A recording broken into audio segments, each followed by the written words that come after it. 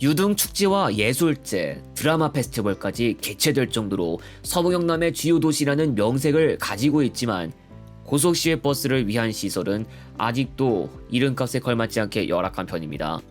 새롭고 쾌적한 터미널이 필요합니다.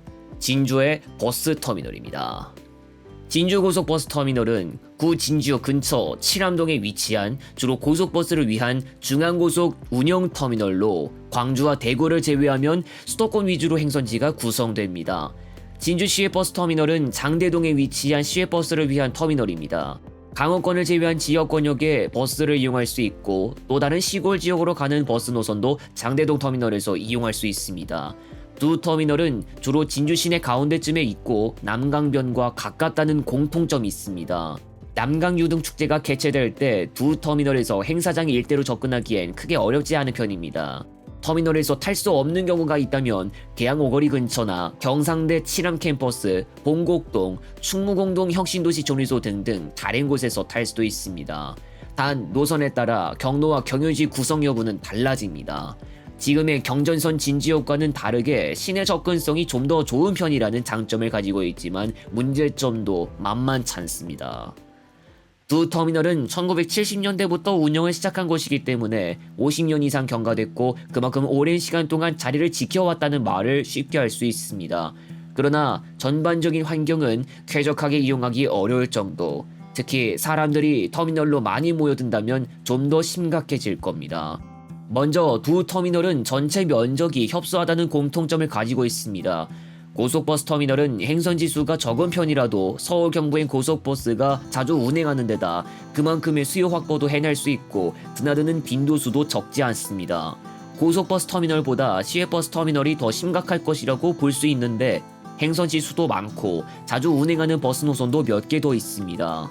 승차움은 평상시 총 19개로 구성된다고 하나 이마저도 바깥으로 빼는 승차움들도 포함되어 있고 심야버스는 아예 하차 지점 쪽에서만 탈 수 있습니다. 승차움의 폭은 모두 좁고 시외버스 터미널의 경우 아예 버스의 계단 시작 지점과 승차움 측의 단차가 심한 편입니다. 그래서 별도로 마련된 발판을 이용해야 탑승할 수 있습니다. 또한 대합실을 포함해 대규모 리모델링을 하지 않았다 보니 시설이 노후화됐다는 느낌을 주기에도 충분합니다.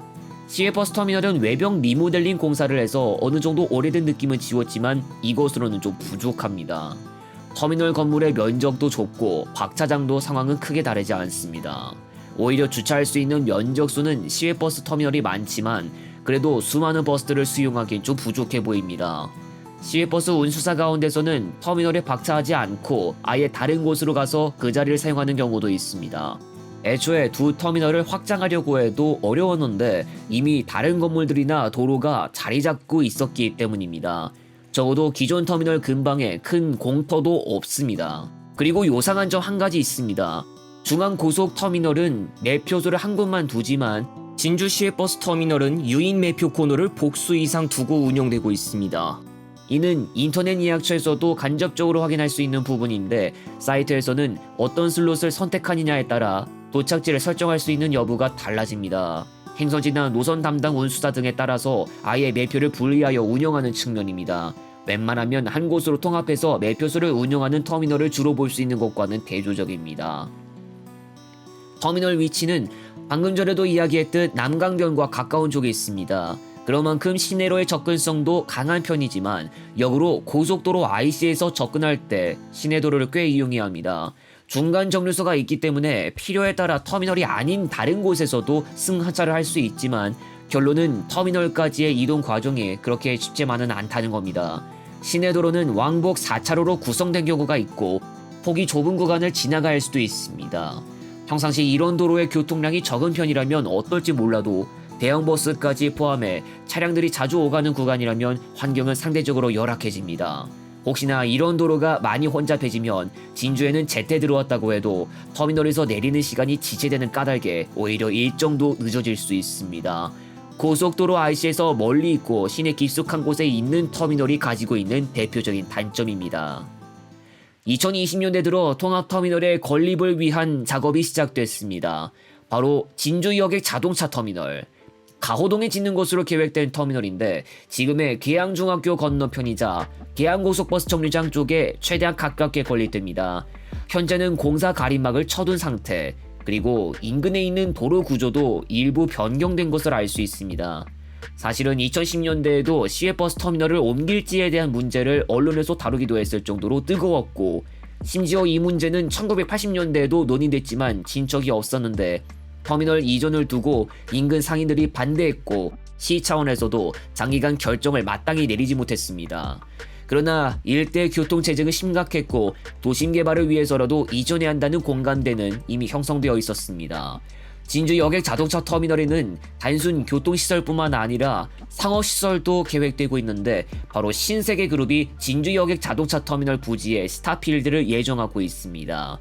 참고로 신세계그룹은 2024년 광주 유스케어 부지 인수와 함께 백화점 면적 확장을 가닥 잡았고 서울 반포동 고속버스 터미널과 동서울 터미널, 동대구역 복합환승센터도 신세계에 영향력이 미치고 있습니다. 지난 1월 지역 언론사에 기고된 경상국립대 명예 교수의 오피니언에 따르면 여기저기 물어본 결과 2028년 6월쯤 되어야 완공될 것 같다고 했는데 지난 시기 동안 일어난 일들을 감안해보면 계획대로 잘 진행될 수 있을지 알 수 없고 공사 안내판 하나 없이 가림막을 설치해두었습니다. 고로 제대로 된 공사는 아직 시작도 못한 것으로 보이는데 2028년에 완공하려면 적어도 기초공사가 한창 진행되어야 했다는 것입니다. 아무튼 계양 오거리 근처에 통합터미널이 들어섰을 때를 가정해보면 터미널은 진주 중심부에서 떨어지되 남해고속도로 진주 IC와의 거리는 가까워집니다. 철도 진주역과의 거리도 가까워집니다. 계양을 경유하는 고속시외버스 노선들을 어렵지 않게 볼 수 있기 때문에 계양 중간 정차는 통합터미널 진출입으로 대신할 수 있고 진주 IC 진출입 과정도 간소화될 수 있습니다. 다만 혁신도시 등을 경유해야 하거나 다른 목적지로 가는 차량표는 해당되지 않습니다. 그리고 가호동 옆인 가자동에 있는 진주역과의 거리가 가까워지면서 터미널과 함께 경상국립대 가자 캠퍼스 주변으로의 접근성은 사실상 동일선상에 놓아집니다. 다만 시내 중심부 접근성은 터미널 쪽이 조금 더 유리할 것으로 보이는데 여전히 계양 오거리 일대에서의 거리가 가깝기 때문입니다. 그리고 봉곡동이나 이현동을 거쳐서 운행하는 차량표는 터미널까지 거리가 오히려 더 멀어지게 될 것인데 경로 변경이 이루어질지 지켜봐야겠습니다. 또한 시외버스 터미널에서 행하고 있던 개별 매표소 체제를 바꾸어 통합하는 것도 과제이며 통합터미널의 출범인 만큼 고속버스와 시외버스를 한 곳에서 모두 이용할 수 있게 됩니다. 그러나 이것은 계획이 조금이라도 잘 시행된다는 전제 조건 하에 가능한 일이며 2020년대도 건립사업이 지지부진하다면 앞으로도 면적이 협소한 오래된 터미널을 사용해야 할 것입니다.